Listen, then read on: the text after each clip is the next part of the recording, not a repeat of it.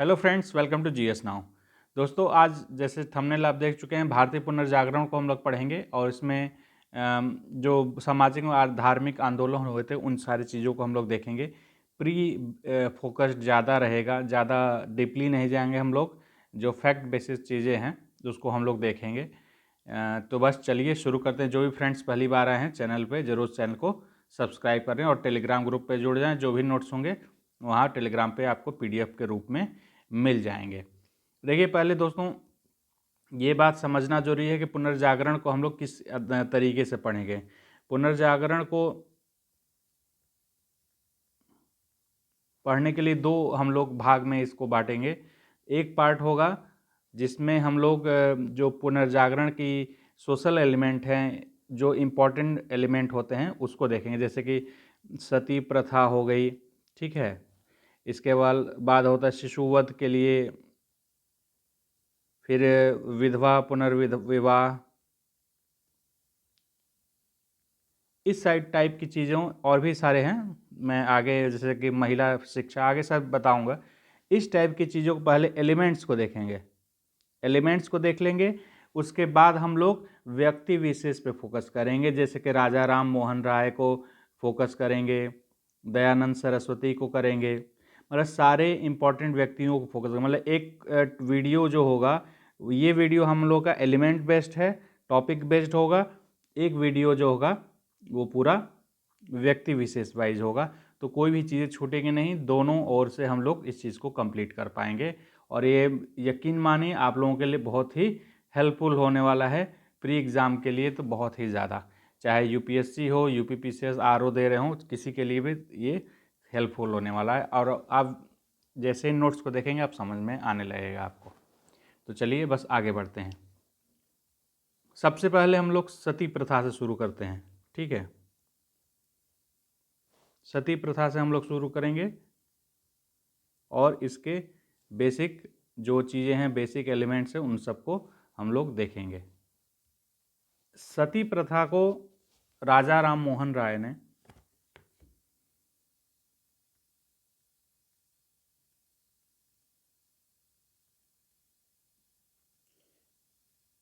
शास्त्र की आड़ में हत्या का संज्ञा दिया था।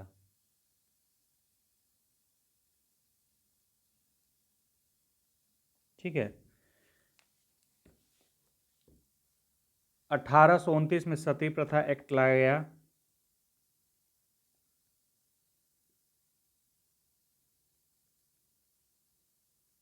ठीक है, बंगाल में सर्वप्रथम, ये सर्वप्रथम कहाँ से पर लागू हुआ, तो बंगाल में लागू हुआ था। इसके बाद जाके ये फिर बम्बई में और मद्रास में लागू हुआ। ठीक है, 1830 में बम्बई और मद्रास के प्रेसिडेंसी में लागू हुआ। कौन लागू किया था उस समय, कौन थे, तो लॉर्ड विलियम बेंटिक। ठीक है, लॉर्ड विलियम बेंटिक थे। ये 1828 से लेके 1835 तक रहे हैं, तो इनके शासनकाल में लागू हुआ था। और 1829 सती प्रथा एक्ट का जो रूल 17, जिसको ध्यान रखिएगा, ये भी एग्जाम में आता है। फिर अगले पे आते हैं, अगला है शिशुवध।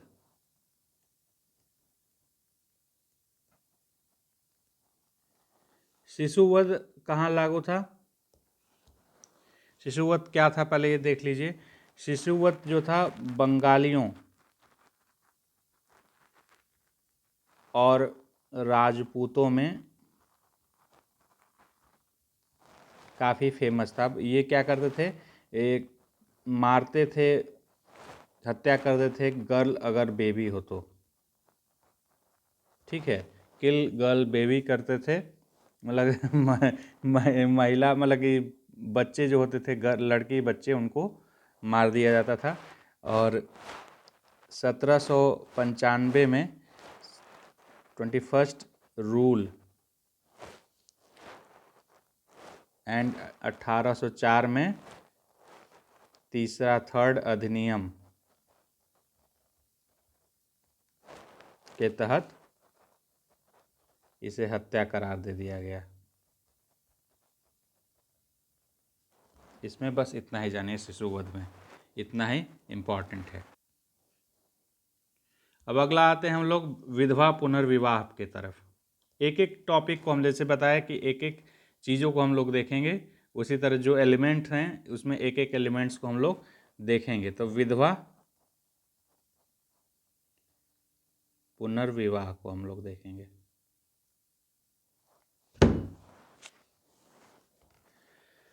तो इसमें सबसे पहले नाम आता है ईश्वरचंद्र विद्यासागर का।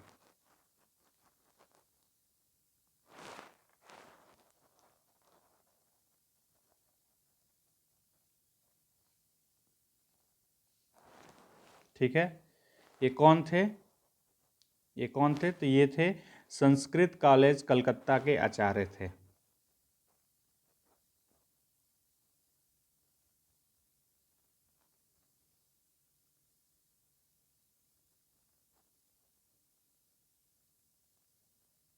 ये आचार्य थे।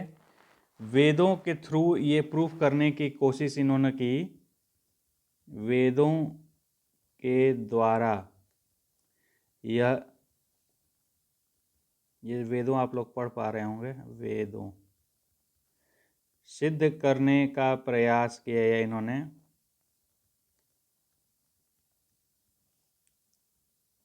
कि विधवा पुनर्विवाह की अनुमति वेद देते हैं। ठीक है, इनके ही प्रयासों से 1856 में, याद रखिएगा 1897 विद्रोह हुआ था, 1856 एक साल पहले हिंदू विधवा पुनर्विवाह एक्ट आया था। ठीक है, इसके अब देखिए बहुत सारे पहलू हैं विधवा पुनर्विवाह के, उसको देखेंगे क्योंकि क्वेश्चन इससे बहुत ज़्यादा प्रश्न बनते हैं। तो हर जो प्रश्न बनते हैं कहाँ से बनते हैं उन सबको हम लोग और सारे कुछ फैक्ट्स को भी देख लेते हैं। जैसे कि एरिया वाइज क्वेश्चन जैसे बनते हैं कि बम्बई, मुंबई, इसको मैं बम्बई ही लिखता हूँ पुराने नाम से,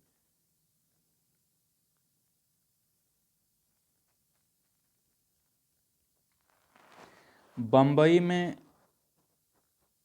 जगन्नाथ शंकर सेठ और साथ में भाऊजी का योगदान था। ठीक है, इसमें विधवा पुनर्विवाह में बम्बई के एरिया में इनका काफ़ी योगदान था। इसके अलावा विष्णु शास्त्री पंडित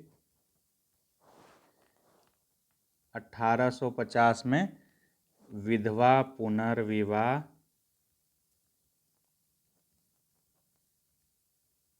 एसोसिएशन भी बनाते हैं। ठीक है,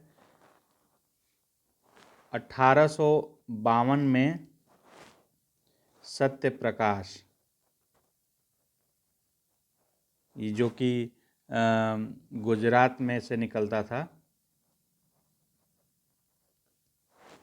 ये थे करसोन दास मुलजी।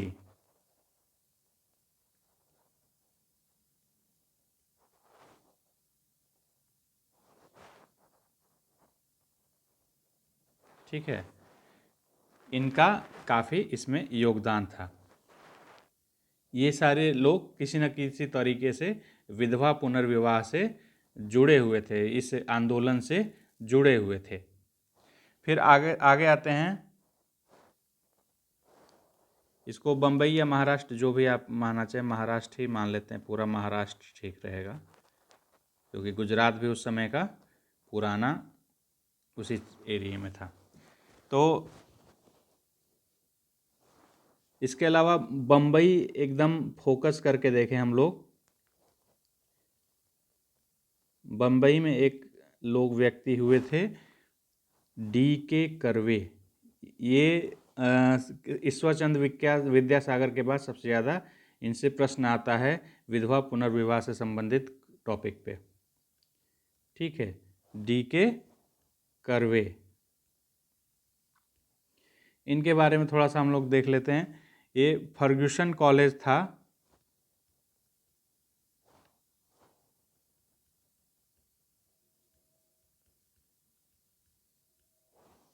उसी में पढ़ाते थे ये। ठीक है, स्वयं भी इन्होंने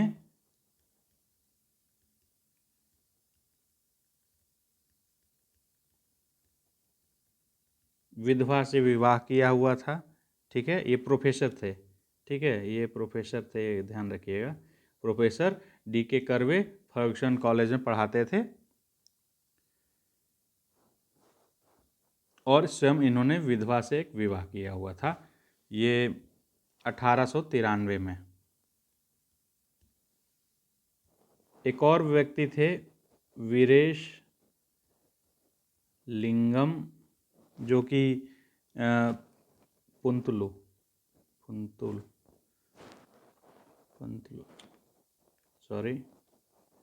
पंतलू, ये थे मद्रास से।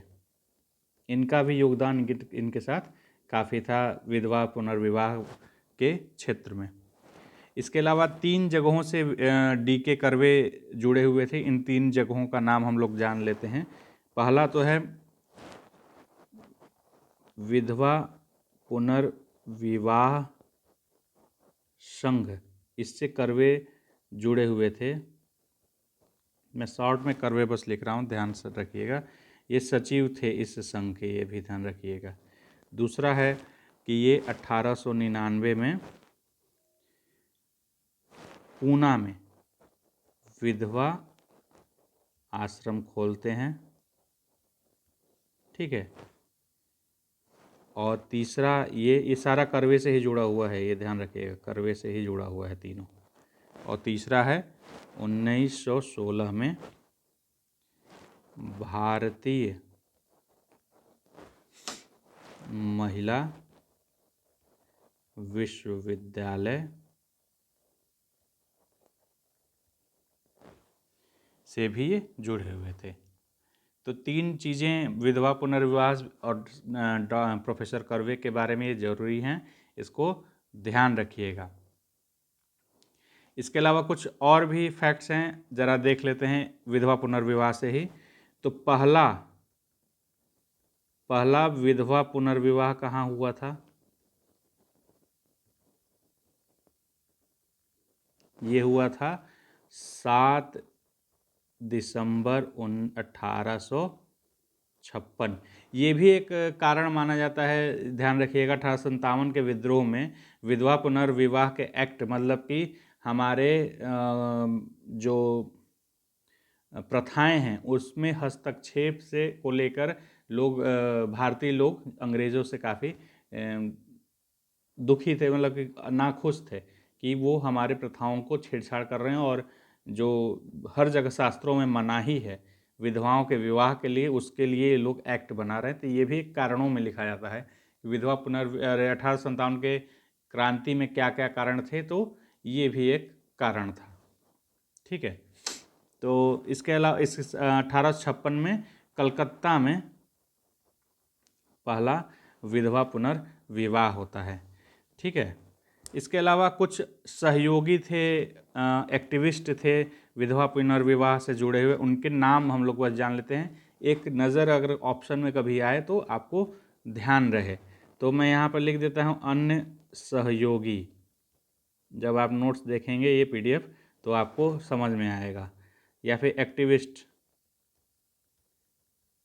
ये विधवा पुनर्विवाह से जुड़े हुए ही हैं। तो पहले एक देख लेते हैं।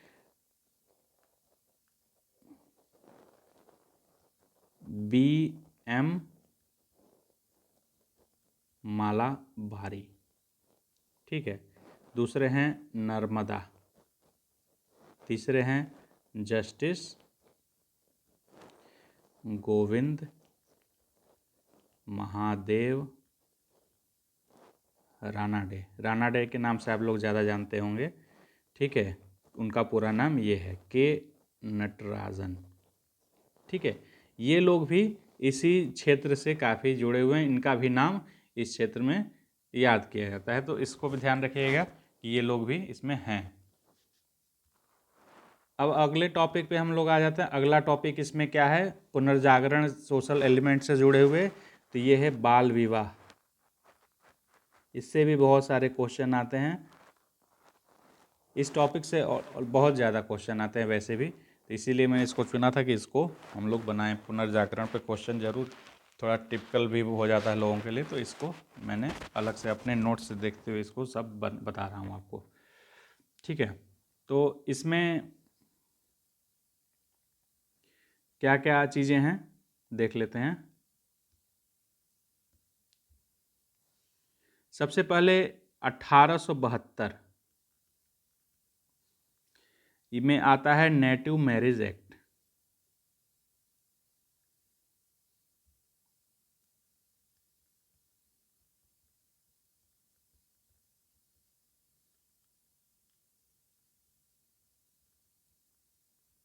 ठीक है, लेकिन ये इफ़ेक्टिव नहीं हो पाया था। मैं लिख देता हूँ यहाँ पे, बट नॉट इफ़ेक्टिव, बस आया था ये, ठीक है। इसमें क्या प्रावधान किए गए थे? प्रावधान ये था कि गर्ल जो है मिनिमम 14 वर्ष की होनी चाहिए, 14 वर्ष से नीचे नहीं होनी चाहिए।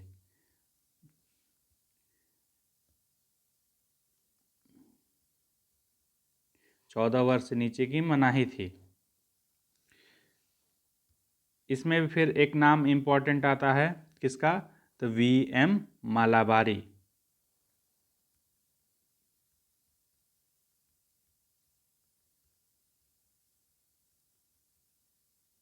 हम लोग व्यक्ति विशेष वाला एक अलग से देखेंगे, उसमें मैं कुछ और भी चीज़ें इनकी होगी मैं बताऊंगा। अभी ये टॉपिक वाइज ये लोग क्या कर रहे हैं वो हम लोग देख रहे हैं। जैसे बाल विवाह पे अगर कुछ है तो मालाबारी का क्या योगदान रहा, इन्होंने क्या प्रयत्न किए, तो ये सब चीज़ें देख रहे हैं। तो क्या इनका प्रयत्न था? प्रयत्न ये था कि इनके प्रयत्न से ही 1891 में सम्मति आयु अधिनियम पास हुआ, ठीक है। इसमें क्या था? सम्मति आयु अधिनियम में क्या था? तो इसमें था कि बालिका जो गर्ल है वो 12 ईयर्स से कम नहीं हो सकती है। इस तीर का मतलब समझिएगा, डाउन मतलब नीचे, और नहीं क्रॉस नहीं हो सकती, क्रॉस कर दिया है। इतना शॉर्टकट आप लोग समझ सकते हैं, ठीक है। अगर मैं ऊपर करूँगा और ओके मतलब कि हो सकता है, इससे हो सकता है, तो 12 ईयर से नीचे नहीं हो सकती है। ये सम्मति आयु अधिनियम में बहुत बार क्वेश्चन पूछा हुआ कि किस साल आया था, 1851 में आया हुआ है। आप प्रीवियस ईयर क्वेश्चन भी एक बार सॉल्व करके पढ़ने के बाद, इसको देखने के बाद वीडियो सॉल्व करके देखिएगा आप कैसे कितने क्वेश्चन सॉल्व हो रहे हैं, ठीक है। तो सम्मति आयु अधिनियम 1891 पास हुआ, जिसमें कहा गया था कि 12 साल से नीचे नहीं होनी चाहिए। इसमें क्या था, नेटिव मैरिज एक्ट में 14 साल था, लेकिन ये पास ही मतलब इफेक्टिव नहीं हो पाया था। इसके बाद बहुत इंपॉर्टेंट एक आता है अधिनियम, जो बहुत ही क्वेश्चन इससे ज़्यादा पूछा जाता है। वो क्या है? हर विलास शारदा जी आते हैं, जिससे बनता है शारदा एक्ट। तो इनका नाम मैं लिख देता हूँ पहले, हर विलास शारदा। इनके ही प्रयत्नों से 1930 में शारदा एक्ट बनता है, सॉरी शारदा एक्ट बनता है, ठीक है। इसमें क्या था? इसमें दो बॉय और गर्ल दोनों के लिए था, ध्यान रखिएगा, बॉय और गर्ल दोनों के लिए इसमें था। बॉय के लिए क्या नियम थे कि वो 18 साल से कम नहीं हो सकता है, ठीक है। और गर्ल के लिए क्या नियम थे कि वो 14 साल से कम नहीं हो सकता है, 14 ईयर्स से कम नहीं हो सकता है। मैं इसको रेड कर देता हूँ जिससे आपको ध्यान रहेगा, देखने में। 18 साल से कम नहीं, और ये 14 साल से कम पे मनाही थी। ये था हरविलास सारदाय। इससे बहुत क्वेश्चन आता है भाई, कई बार ये पूछा हुआ है कि हरविलास सारदाय कब पास हुआ और क्या इसमें लड़की या लड़कियों के लिए क्या नियम थे। वर्तमान स्थिति एक बार देख लेते हैं, या वर्तमान स्थिति रहने देते हैं क्योंकि इसके बाद फिर से एक एक्ट आ चुका है, वो चीज़ें भी उसमें जोड़नी पड़ेगी। तो वर्तमान को छोड़ देते हैं, हिस्ट्री के हिसाब से ही हम लोग देखते हैं फिलहाल। फिर आते हैं हम लोग स्त्री शिक्षा। स्त्री शिक्षा पे क्या क्या काम हुए हैं।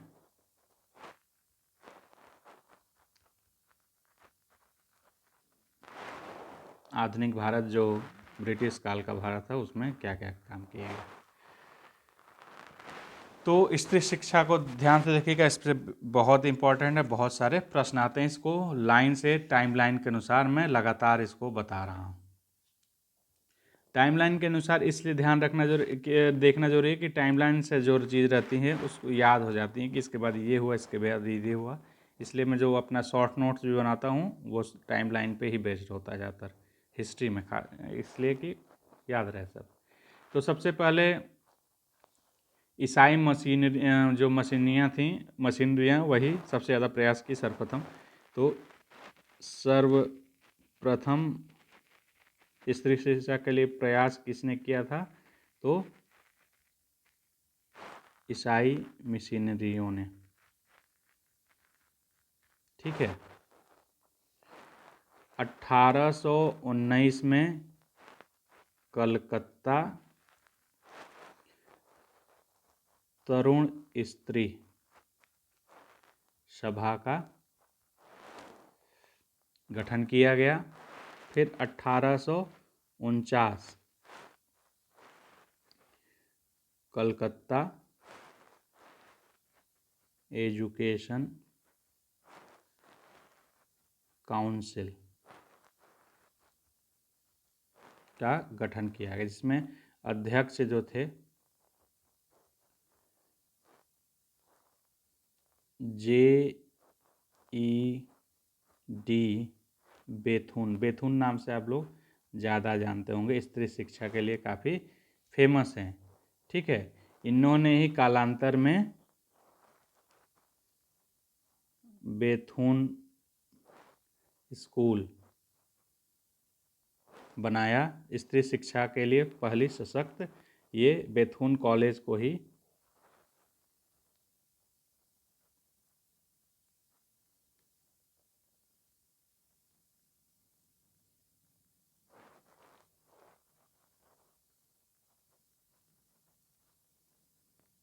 सशक्त पहल कहा गया इसको। ठीक है। स्त्री शिक्षा के लिए पहला सशक्त पहल इसको कहा गया।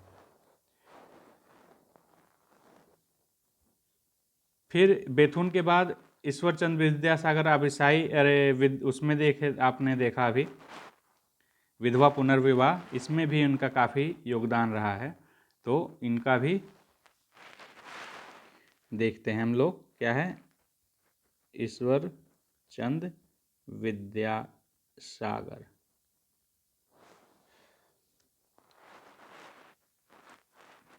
35 बालिका विद्यालयों से संबद्ध थे ये।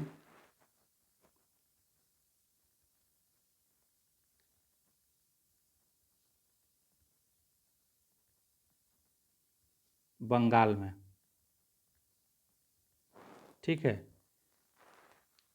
1854 में जब चार्ल्स वुड डिस्पैच में बहुत इसको बढ़ावा दिया था। चार्ल्स वुड डिस्पैच में शिक्षा का अलग से पढ़ाऊंगा, ब्रिटिश शासनकाल में शिक्षा का विकास, उसमें मैं सारी चीज़ों को बताऊंगा।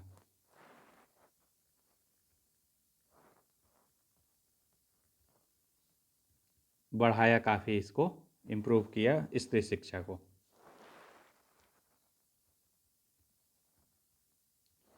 ठीक है। फिर 1904 बॉम्बे में लेडी सोशल कॉन्फ्रेंस, भारत महिला परिषद रामाबाई रानाडे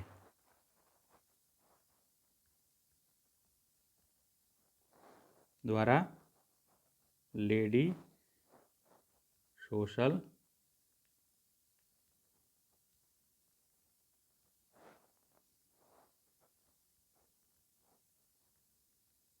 कॉन्फ्रेंस, ठीक है, बनाया गया 1916 में। प्रोफेसर कर्वे यहाँ भी हैं। 1916 में क्या किया गया था? भारतीय महिला, जो भाई मैंने पहले बताया था।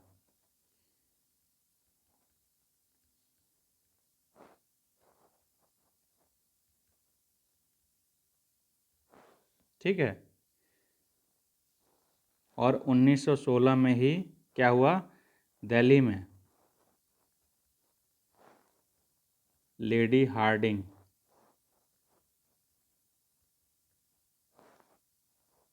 Medical college. इसके अलावा भारतीय स्त्री महामंडल इलाहाबाद, यानी कि आज का प्रयागराज में 1910 में स्थापित किया गया। ये कौन किया था? ये भी काफ़ी फेमस हैं, सरला देवी चौधरानी। ठीक है, इसके अलावा एक और है संगठन, आर्य महिला समाज, पंडिता रमाबाई सरस्वती, इनके द्वारा स्थापित किया गया था। तो ये सारे जो चीज़ें हैं, ये स्त्री शिक्षा के लिए इतने टॉपिक, आपके इतने फैक्ट हैं जो बहुत ही इम्पॉर्टेंट हैं, इनसे प्रश्न भी आते हैं। तो इसमें आपका स्त्री शिक्षा इसमें समाप्त है। और अगला टॉपिक है जाति प्रथा के विरुद्ध। देखते हैं क्या क्या हुआ।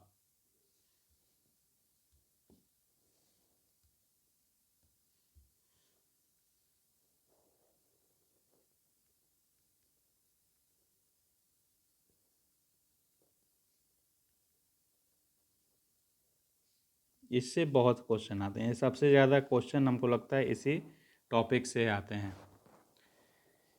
तो इसको देख लेते हैं। अगर मतलब सामाजिक आंदोलन पुनर्जागरण से पूछा जाता है, तो चूँकि इसमें बहुत सारे संस्थाएं हैं जो बहुत लोगों ने खोली हुई हैं, तो मेनली यही क्वेश्चन भी आता है कि संस्था बेस्ट किसने स्थापित की, कौन अध्यक्ष रहा, या इस टाइप के ही क्वेश्चन ज़्यादा होते हैं। तो इसको थोड़ा ध्यान से देखिएगा, और इसको 2-3 बार मैं ये PDF दे रहा हूँ, तो इसको पढ़िएगा आप लोग ज़रा 2-3 बार, जिससे आपको थोड़ा मेमोराइज हो जाए। उसके बाद इसको सॉल्व करने की कोशिश करिएगा। प्रीवियस ईयर क्वेश्चन एक बार उठा के सॉल्व करिएगा। इस टॉपिक का पूर्वावलोकन जो आता है उससे आप देख सकते हैं। आपके मुझे लगता है मैक्सिमम क्वेश्चन सॉल्व होंगे इससे आपसे, और जो मैं देने वाला हूँ काफ़ी सफिशियंट है, मोर देन इनफ है। ठीक है, और इतना मेहनत करने के बाद मैं कम से कम आप लोगों से अपेक्षा करता हूँ कि इस वीडियो को कम से कम आप पर्सनली 10 लोगों को शेयर करें। हर व्यूअर जो थोड़ा सा भी सेंसिबल होगा ज़रूर शेयर करेगा। थोड़ा सपोर्ट हम लोगों की ज़रूरत है, सपोर्ट वैसा नहीं मिल पा रहा जितनी मेहनत हो रही है। तो इसलिए आप लोगों से रिक्वेस्ट है कि चैनल को सब्सक्राइब करते हुए और मैक्सिमम लोगों तक इसको शेयर करें।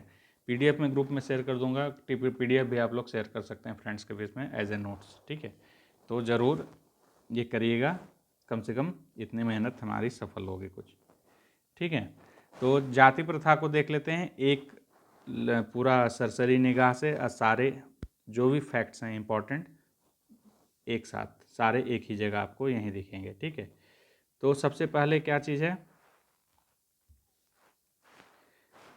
गांधी जी द्वारा 1932, ये टाइमलाइन के अनुसार नहीं है, बस ये फैक्ट बेस्ड है पूरा, एक एक चीज़ फैक्ट बस होगा इसमें। ठीक है, और इसी से प्रश्न भी आते हैं, तो इसको आप देखिएगा ध्यान से। अखिल भारतीय हरिजन संघ स्थापित किया गया था।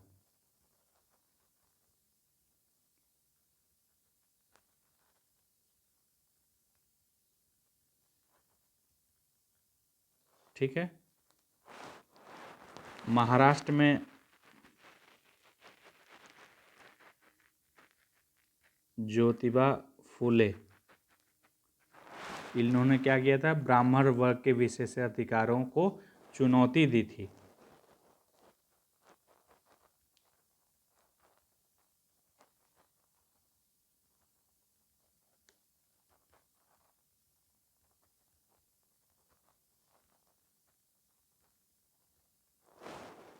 ठीक है।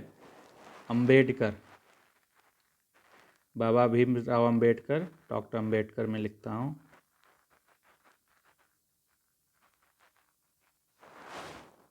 अखिल भारतीय अनुसूचित जाति महासंघ, all India schedule caste federation इन्होंने स्थापित किया था।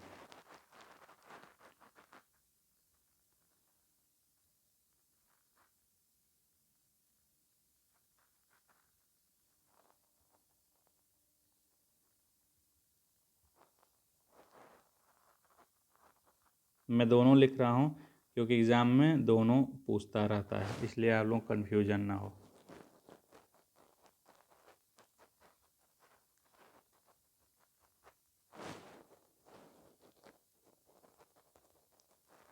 और दूसरा, इसके अलावा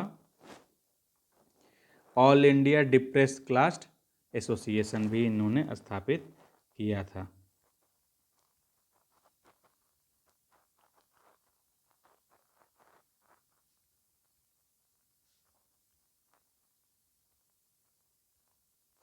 ठीक है, इसको कहेंगे अखिल भारतीय दलित वर्ग संघ।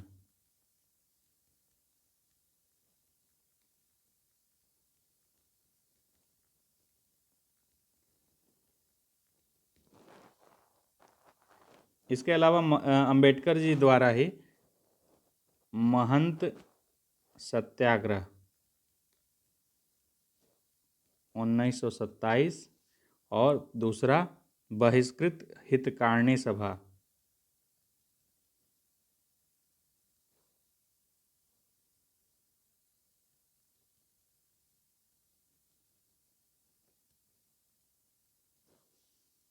1924 में स्थापित किया गया था।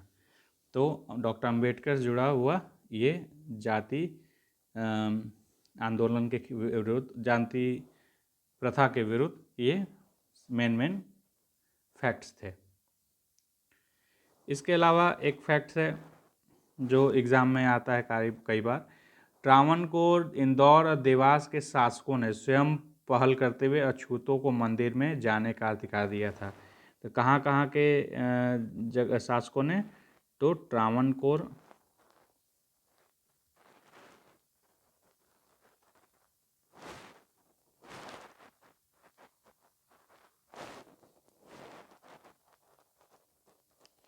यहाँ के शासकों ने क्या किया था,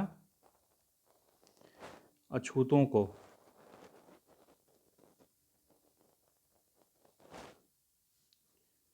मंदिर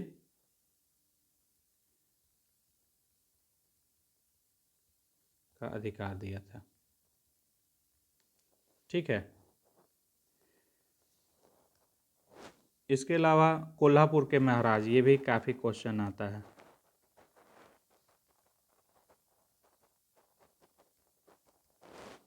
स्वयं जो थे ब्राह्मण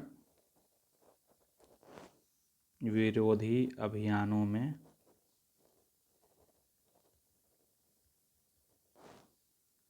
को प्रोत्साहन दिया था। ठीक है।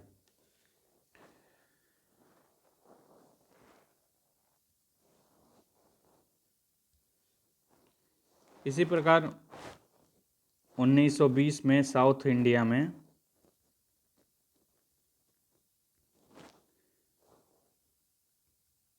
ईवी रामास्वामी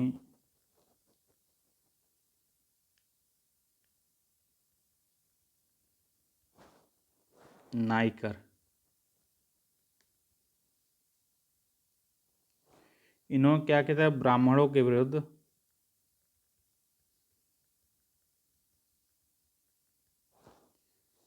आत्मसम्मान आंदोलन किया था।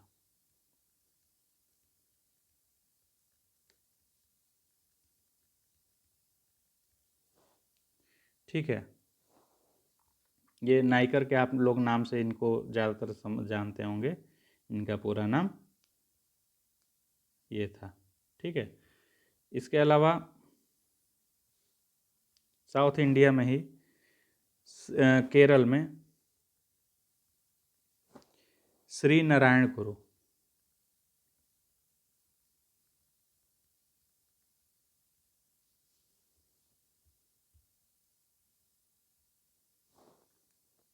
समस्त मानव जाति के लिए एक ईश्वर एक जाति एक धर्म का नारा दिया था। ठीक है, समस्त मानव जाति के लिए एक ईश्वर एक जाति एक धर्म का इन्होंने नारा दिया। ठीक है, इन्हीं के शिष्य थे सहादरन अयप्पन, ये इनसे थोड़ा एक आगे निकल गए, शिष्य थे इनके।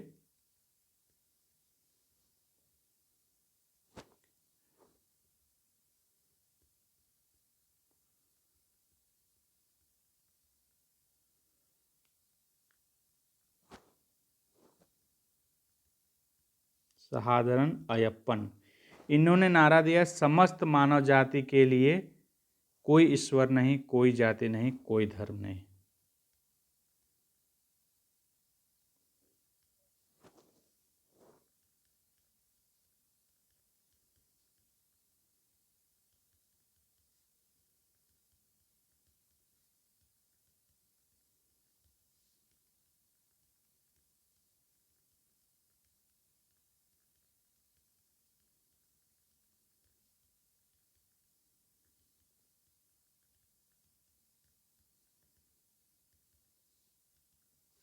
ये इन्होंने नारा दिया था, तो ये काफ़ी फेमस है, इसको ध्यान रखिएगा।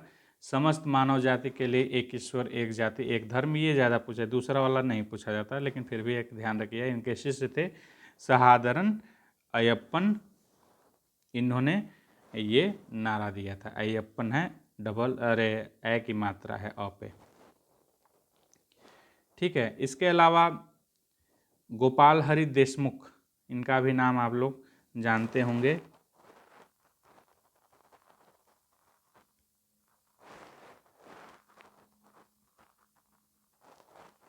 जिनको हम लोग कहते हैं लोकहितकारी, इनका नाम फेमस था लोकहितकारी। ये शायद प्रश्न भी आया हुआ है एक बार कि लोकहितकारी किनको कहा जाता है, तो गोपाल हरि देशमुख को। ठीक है, इन्होंने क्या किया कि तार्किक सिद्धांतों और आधुनिक मानववाद, ठीक है, और धर्मनिरपेक्ष मूल्यों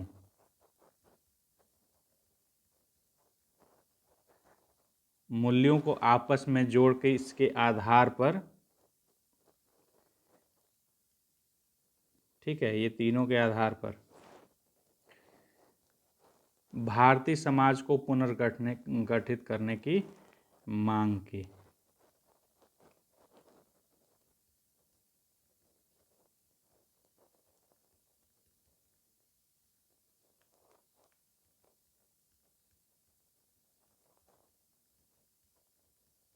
ठीक है, इनका एक नारा भी है या फिर डायलॉग है, यदि धर्म समाज की अनुमति नहीं देता तो उसे उस धर्म को परिवर्तित करने दें। ठीक है, इसलिए ज़्यादा इम्पोर्टेंट नहीं है। अगला फैक्ट है the survey of India society.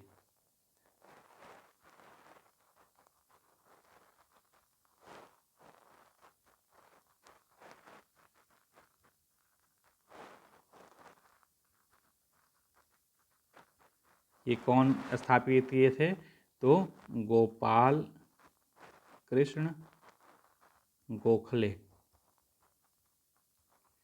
ये किस सन में? तो 1905 में। इनका लक्ष्य क्या था? एम क्या था?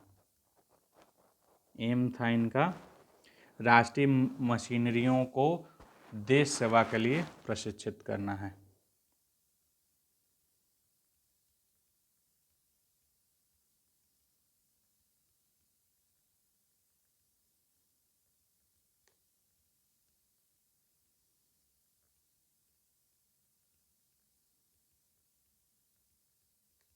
ठीक है।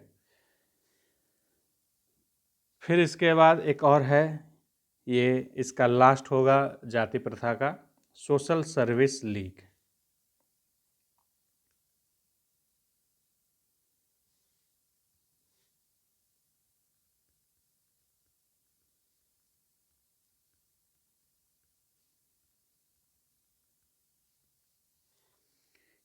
इसको कौन स्थापित किया था? नारायण मल्हार जोशी, ये बॉम्बे में। ठीक है। और यही नारायण मल्हार जोशी थे जो 1920 में अखिल भारतीय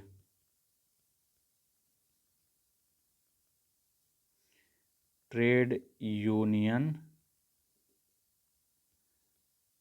कांग्रेस से भी जुड़े रहे। ठीक है।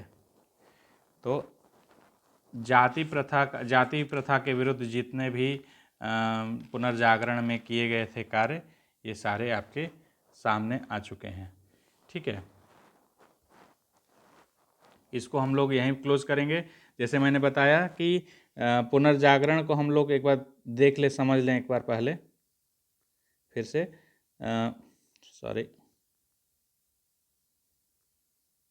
पुनर्जागरण को हम लोग दो पार्ट में देखेंगे। एक पार्ट हम लोग एलिमेंट बेस्ड होगा, जिसमें कि क्या क्या मतलब स्त्री शिक्षा, जाति प्रथा के विरोध में सती प्रथा, ये सारी चीज़ें हो गई। अगला जो होगा, जो नेक्स्ट वीडियो होगा इसके रिलेटेड, उसमें हम लोग व्यक्ति विशेष को हम लोग देखेंगे। राजा राम मोहन राय, सभी जो होंगे, विवेकानंद, दयानंद सरस्वती, फिर इसके अलावा बहुत सारे आंदोलन भी चले, वहाबी आंदोलन। ठीक है। ये सारे चीज़ों को भी उसमें ऐड होगा, मतलब कंप्लीट वो धार्मिक आंदोलन भी उसमें जुड़ा होगा। तो उस चीज़ को हम लोग नेक्स्ट वीडियो में देखेंगे। तो अभी तक आप लोगों को ये वीडियो पसंद आया, उसमें कुछ आपको ऐड ऑन हुआ, आपको इम्पोर्टेंट लगा हो, क्योंकि मैंने जो भी इसमें नोट्स दिए हैं बहुत ही अपने हिसाब से बहुत ही बढ़िया नोट्स हैं। इसको आप एग्ज़ाम में पढ़ के जाइए, देखिए तब इसका जलवा क्या रहता है एग्ज़ाम हॉल में। आप निराश नहीं होंगे, मैं जहाँ तक समझता हूँ। ठीक है, इस टॉपिक से भी रिलेटेड। तो thank you for watching GS now. और जो भी आए हैं चैनल को ज़रूर सब्सक्राइब करें, और ये ध्यान रखिएगा कि आप लोगों को कम से कम पर व्यूअर को, पर जो भी हमारे सब्सक्राइबर हैं वो आज ये ध्यान रखेंगे, पर ये वीडियो, ये PDF 10 लोगों को आप लोग 10 फ्रेंड्स के बीच में कम से कम शेयर करेंगे। और ज़्यादा कर पाएँ तो बहुत बहुत शुक्रिया मेरी तरफ से एडवांस में पहले ही आप लोगों को। ठीक है। और भी कोई आप लोगों को इशू हो, आप लोगों को कुछ कमेंट हो, कुछ बताना हो, कुछ पूछना हो, तो कमेंट बॉक्स में ज़रूर अपना व्यू रखिएगा, बताइएगा, पूछिएगा, और वीडियो को ज़रूर लाइक करिएगा। Thank you for watching GS now. Take care.